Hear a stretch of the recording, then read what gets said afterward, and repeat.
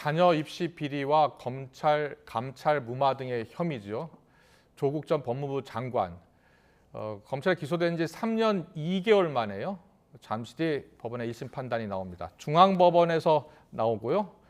예정 시간은 오후 2시니까 약 27분 정도 남았습니다. 네, 검찰은 12개 혐의를 적용해서 징역 5년, 벌금 1,200만 원, 추징금 600만 원을 구형했는데 조 전 장관은 거의 모든 혐의를 부인하고 있습니다.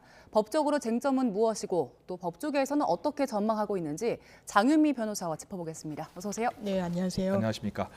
법원 판결, 1심 판결이 이제 2시에 나오잖아요. 그렇습니다.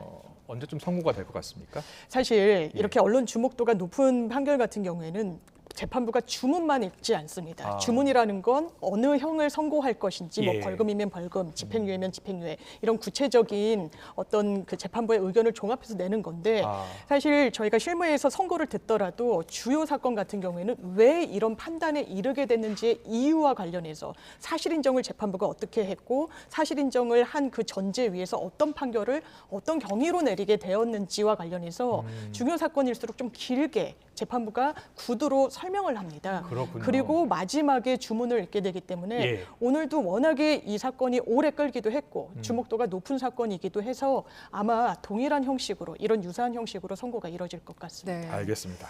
조국 전 장관이 2019년 12월에 기소된 뒤에 지금 한 3년 2개월 정도가 걸린 건데 왜 이렇게 오래 걸린 겁니까? 일단 쟁점이 많습니다. 일단 쟁점을 한 3가지 정도로 좀 추려볼 수 있을 텐데요. 하나는 자녀 입시 비리입니다. 자녀가 이제 둘이 있죠. 딸과 아들이 있는데 딸의 입시 비리와 관련해서는 정경심 전 교수의 대법원 확정 판결에서 사실 인정 관계가 어느 정도 이뤄진 부분이 있습니다. 그 대법원 판결을 보면 서울대 공익인권법센터 같은 경우에는 조국 전 장관이 직접 관여했다는 취지로 있기 때문에요. 이번에도 혐의 사실에 포함이 됐고요. 또 부산의 한 호텔의 인턴십 증명서 등도 딸과 관련해서 위조하는 데 관여했다라고 돼 있습니다.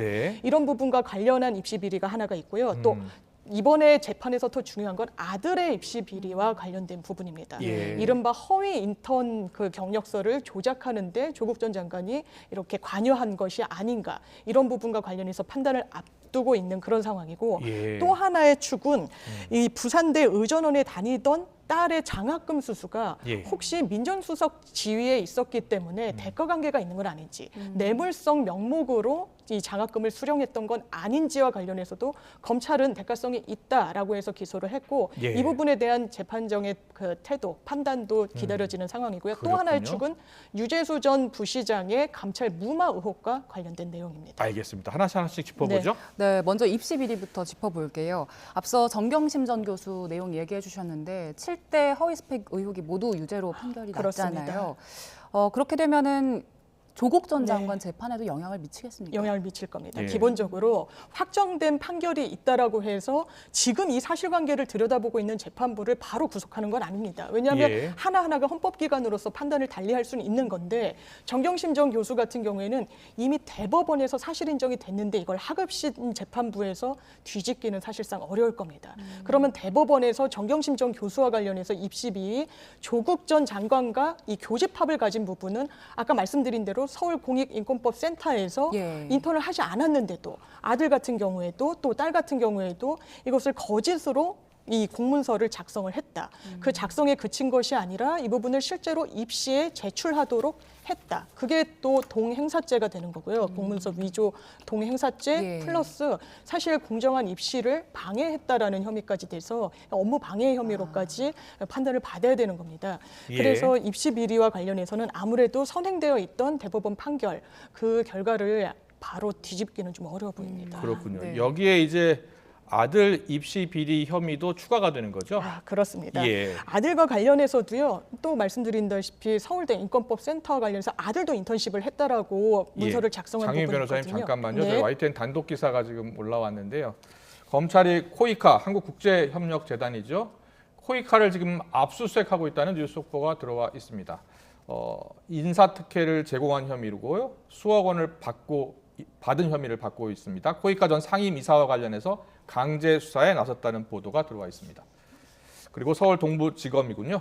경기 성남시에 있는 코이카 사무실에 검사 수사관을 보냈고요. 이 시각 현재 압수수색이 진행되고 있습니다. 네, 서울 동부지방검찰청이 오늘 경기 성남시에 있는 코이카 사무실에 검사와 수사관 보내서 압수수색 진행했고요. 예. 저희가 자세한 내용은 다시 들어오는 대로 전해드리겠습니다. 네. 저희는 대담 이어가겠습니다. 예. 아들 네. 입학 비리 의혹입니다. 구체적으로 어떤 내용들이 있습니까? 사실 아들 같은 경우에도 서울대에서 인턴십을 하지 않았는데 공인인권법센터에서 인턴을 한 것처럼 예. 허위로 문서를 작성했다. 그리고 이 문서 작성한 부분을 대학원 입시에 제출했다는 겁니다. 예. 연대와 이제 고려대 이 대학원을 진학하려고 했었는데 당시에 본인에게 유리한 자료로 제출을 했고요. 네. 그리고 또 아들 입시 부정 내지는 어떤 업무 방해와 관련한 또 하나의 혐의는 예. 아들이 조지 워싱턴대 학부를 나왔습니다. 네. 그런데 이른바 이 원거리에서 하는 오픈북 온라인 테스트를 대신 봐준 거 아니냐. 네. 그로 인해서 실제로 좋은 결과를 얻도록 해서 또 성적 관리를 엄정하게 해야 되는 학교 측에 이런 업무를 방해한 혐의가 있지 않느냐. 그리고 이 장학증명서 같은 것을 이 조지 워싱턴대로부터도 받았는데 네. 이 부분을 또 입시에 활용했다. 이 부분도 문제가 있다라는 게 지금 검찰이 기소한 내용 중에 그 하나입니다. 장학 증명서에도 그렇습니다. 위조가 있던 겁니까? 예, 장학증명서도 사실상 이 부분과 관련해서 이 조지 워싱턴 대학으로부터 실제로 이걸 받았는지와 관련해서 검찰은 의문을 갖고 있는 상황입니다. 네. 예, 그렇군요. 그리고 최강욱 의원 네. 그 소속의 잠시만요. 네, 조국 전 장관이 1심 법원의 판단을 받기 위해서 지금 출석하는 장면 보고 계십니다. 네, 지금 서울중앙지법으로 출석하는 모습 보고 계시고요. 네, 기자들의 질문에 아무런 답변을 하지 않고 들어가고 있습니다. 예, 3년 2개월 만에 지금 법정에 출석하는데 오늘 아무 말도 하지 않고 바로 법정으로 들어갔습니다. 네, 법정에는 계속 출석해 왔고요. 네, 지금 1심 판결이 3년 2개월 만에 이루어진 겁니다. 그러니까 지금 방금 법원으로 출석하는 장면 보고 계십니다. 네. 그럼 이제 1심 판결이 잠시 뒤에 나올 텐데요. 지금 모든 혐의를 조국 전 장관은 다 부인하고 있는 거죠? 그렇습니다. 예. 사실상 전부 부인한다고 보시면 된다고 할 수 있고요. 예, 그러니까 예. 여러 혐의와 관련해서 이미 이제 대법원에서 결정이 좀 난 부분에 대해서도 사실상 본인은 알지 못하였다. 이런 알지 못했다. 예, 그리고 입시에 뭐 이걸 제출하고 이런 사실 자체를 부인하기는 어려운데 네. 그걸 제출하는 과정, 뭐 그 경위에 내가 다 관여하거나 알고 있었다거나 고의로 이런 업무 방해 등을 이제 자초한 건 아니다. 이런 입장 내놓고 네, 있습니다. 조금 전에 그 조국 전 장관이 출석을 하는 모습을 봤는데 오늘 또 뭐 정경심 전 교수, 네. 노한중 부산 의료원장 또 이렇게 해서 4명 정도가 더 출석을 하는 그렇습니다. 거죠. 모두 네. 다 출석한다고 합니다. 예, 왜냐하면 이 선고를 들으려면 피고인이 법정, 그러니까 법원에 출석하지 않으면 선고를 할 수가 없습니다. 그것이 원칙입니다. 그렇군요. 그렇기 때문에 같이 기소가 된 공동 피고인들도 오늘 전부 출석할 수밖에 없는 상황입니다. 그렇군요. 자, 조국 전 장관 법원에 출석하는 장면 지금 보고 계십니다. 조금 전 2, 3분 전이었습니다. 1심 선고가 2시에 시작되는데요. 시작되기 전에 이제 출석하고 있는 모습 보셨습니다. 기자들의 질문에 어떤 대답을 할지 상당히 관심이었는데 아무런 대답 말 없이 바로 법정으로 향하고 있습니다. 네. 자, 허위 공문서 작성 혐의, 위조 사문서 작성 혐의, 행사 혐의 등을 적용한다고 하는데 왜 여기서 허위 작성 공문서 행사, 사문서 위조 행사 뭐 네. 이런 게 나오는 겁니까? 그렇습니다. 사실 예. 문서를 위조했다라는 점에 대해서는 동일한 행위인데요. 네. 누구의 명의를 위조했는가에 따라서 이게 공문서 위조인지 사문서 위조인지가 달라집니다. 그렇군요. 이게 서울대 같은 경우에는 국립대학교 지위가 있기 때문에 서울대 인턴십 과정을 위조했다면 공문서 위조가 되고요. 이것을 대학원 입시에 냈다라고 하면 공문서 위조 및 그 문서를 행사했다라는 혐의가 되는 거고 예. 아까 말씀드렸다시피 대법원에서 인정한 조국 전 장관이 관여했다는 부산 호텔의 인턴십 과정 이 서류를 위조했다라고 인정을 받게 되면 이거는 개인 기업이기 때문에 사문서를 위조했다 법적으로 평가받게 됩니다. 그렇게 보는군요. 그런데 궁금한 게 서울대 공익법센터, 부산 아쿠아팰리스 호텔 인턴 이와 관련해서 조국 전 장관이 직접 위조했다고 보고 있는 겁니까? 그렇습니다. 대법원에서는 예. 사실 정경심 교수가 딸 인턴십 과정과 동양대 관련해서 표창장을 예. 위조했다 이런 혐의가 있었잖아요. 그랬는데 그게 예. 가장 주축이었고 예. 사실 뭐 당국대 어떤 그 논문 관련해서도 그렇죠. 다 인정이 됐었고요. 예. 인턴십 과정뿐만 아니라 총 통틀어서 한 7개의 입시 비리가 있었다는 게 예. 전부 유죄로 인정됐습니다. 이 중에 딸의 입시와 관련해서 조국 전 장관이 실제로 관여했다라고 인정받은 네. 그런 부분은 사실상 서울대 공익인권법센터의 네. 문서와 또 지금 말씀드린 부산 호텔의 인턴십 과정을 증빙하는 서류 두 가지였습니다. 알겠습니다. 그리고 조국 전 장관 아들이 충북대 아주대 로스쿨 지원할 때 네. 그때 영향을 미쳤던 게 이제 최강욱 변호사가 맞습니다. 소속돼 있던 로펌에서 지급해준 그 인턴 증명서잖아요. 그렇습니다. 근데 그 부분과 관련해서 최강욱 의원은 일단 2심까지는 유죄를 선고받은 상황이잖아요. 네. 그러면 오늘 재판에도 영향을 미치겠습니다. 그럴 수밖에 없습니다. 사실 재판부는 본인 법정에서 드러난 증거와 증언 등을 종합해서 판단할 수밖에 없습니다. 다른 재판부가 어떻게 판단했는지에 대해서는 기계적으로 영향을 받는 건 아니지만 네. 법률적으로는 판결의 합일 확정이라는 또 개념이 있습니다. 네. 동일한 사안에 대해서 재판부마다 너무나 다른 판결을 내린다거나 양형이 너무 틀리게 내려진다면 이 재판부, 사법부에 대한 신뢰가 상당히 좀 잃을 수밖에 없기 때문에 다른 재판부의 판단 내용도 좀 참고를 할 수밖에 없는데 특히나 최강욱 의원 같은 경우에는 1, 2심이 전부 유죄로 인정했습니다. 네. 많은 증인들도 이 재판부에 나와서 사실상 인턴을 하는 과정이라고 적시된 그 기간 동안 조국 전 장관의 아들을 보지는 못했다. 네. 뭐 저녁에 나왔다라고는 이야기를 했지만 그래도 거기에 실제 근무를 했던 직원들은 뭐 인턴십을 했다라는 사정에 대해서는 부인해서 유죄가 나온 것이거든요. 네. 오늘 재판부에서도 크게 다른 판단을 할 가능성은 비교적 낮아 보입니다. 그렇군요. 그리고 또 이제 입시비리 혐의 외에도 또 뇌물수수 혐의, 그렇습니다. 청탁금지법 위반 혐의로 또 기소 내용에 포함이 되어 있습니다. 구체적으로 이 부산 의전원에서 딸 조민 씨가 장학금을 받은 것과 관련해서도 이것을 뇌물로 본 겁니까? 그렇습니다. 사실 한 600만 원 정도의 장학금을 수령했다는 것이잖아요. 예. 그런데 이 조민 씨 같은 경우에는 의전원에 입학한 거의 직후에 유급을 당했습니다. 네. 그렇다면 저희가 통상적으로 생각하는 장학금을 받는 기준에는 미달한 거 아니냐라고 하는데 이 당시에 노한중 그 지도 교수가 줄 당시에 해당 장학금에 대해서는 아주 명시적인 규정은 없었던 것 같습니다. 예. 검찰의 어떤 기소한 요지는 그렇습니다.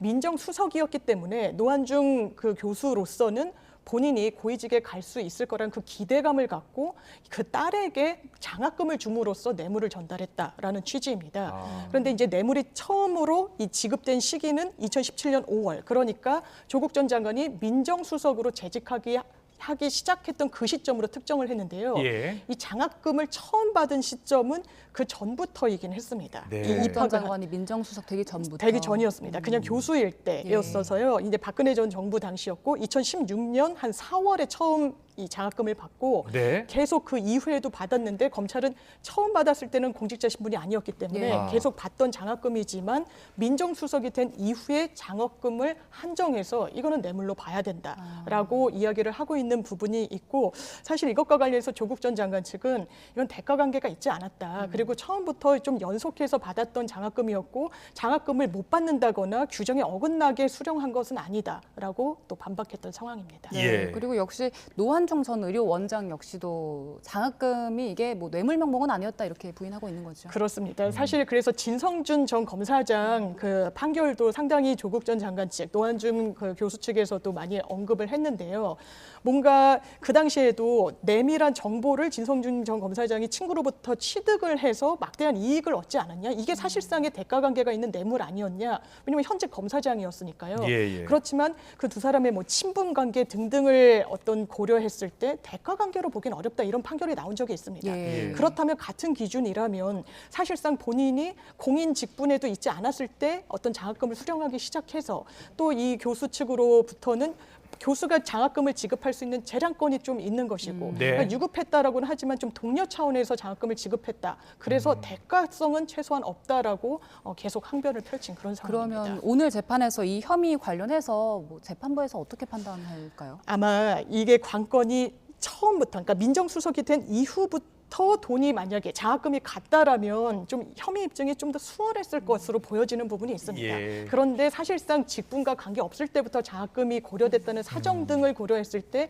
아마 이 부분이 유죄로까지 나올 것인가에 대해서는 다소 의문이 표해지는 부분도 있습니다. 알겠습니다. 그리고 또 하나의 축인데요. 감찰 무마 의혹과 관련해서 좀 짚어주세요. 감찰 무마 의혹과 관련해서는 일단 조국 전 장관은 감찰을 무마한 적이 없다 이렇게 주장을 하고 있고요. 유재수 전 그 부산 경제부시장이 이제 과거 이제 금감위원회 네. 국장으로 재직할 맞습니다. 당시에 부정비위 혐의가 포착됐다는 겁니다. 그렇습니다. 이와 관련해서 왜 감찰을 제대로 하지 예. 않느냐라는 그래서 이제 검찰은 이게 직권남용 아니냐라고 기소를 한 것인데 그렇습니다. 강하게 부인하고 있는 거잖아요. 네. 자, 어떤 내용인지 좀 설명해 주세요. 구체적으로 보면 유재수 금융위 금융정책국장으로 재직했던 시절이 2017년 8월부터 한 11월까지였습니다. 예. 그런데 그 시기에 금융업자 등으로부터 아주 부정한 돈을 받았다는 것. 이 부분은 이 유죄로 판결까지 나왔습니다. 네. 그런데 과거로 돌아가서 그런 비위 사실이 청와대에 이제 인수가 됩니다. 예, 그걸 인지를 하게 됩니다. 네네. 그리고 감찰을 실제로 개시를 합니다. 민정수석실에서. 그렇군요. 예, 그래서 조국 전 장관 입장에서는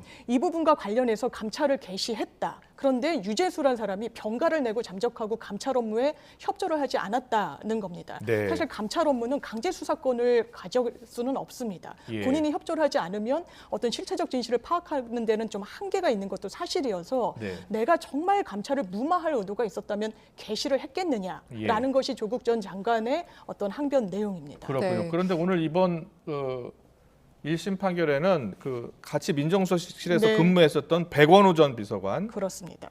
그리고 박형철 전 비서관도 함께 이제 선고가 되는 거잖아요. 네. 근데 검찰의 구형량을 보니까 백원우 전 비서관은 징역 2년, 네. 박형철 전 비서관은 징역 1년 6개월을 선고했더라고요. 그렇습니다. 예. 사실 백원우 전 민정비서관은 그 당시 민정수석의 바로 밑에 있는 지위였지만 재선 의원이었습니다. 예. 검찰의 시선은 백원우 전 민정비서관이 이른바 그 당시에 친정권 인사들의 청탁성 요구를 예. 듣고 민정수석에게 전달을 해서 이거를 무마하는데 모종의 역할을 한 것 아니냐라고 네. 해서 기소가 됐고 구형량도 비교적 박형철 전 비서관보다 높은데요. 예. 박형철 전 비서관 같은 경우에는 검찰이 끝까지 한 기소 여부를 좀 저울질했다라고 합니다.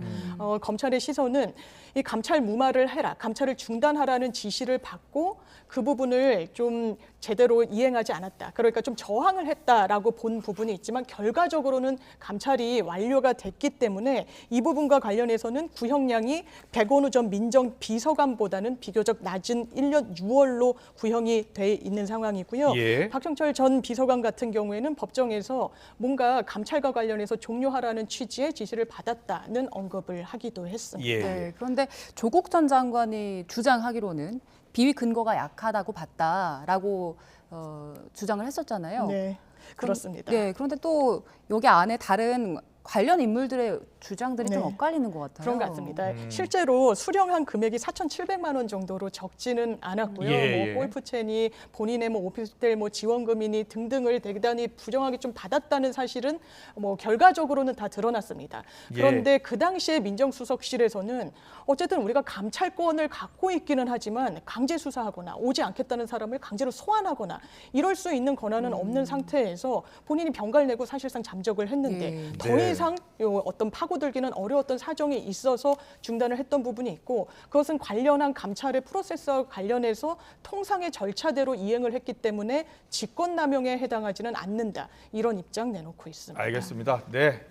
혐의가 12개 혐의고요. 지금 내용별로 이제 크게 나누어서 일단 짚어봤고요. 잠시 뒤에 선고가 내려지면 또 장유미 변호사와 함께 좀 더 자세히 그 선고의 의미를 좀 짚어보려고 합니다.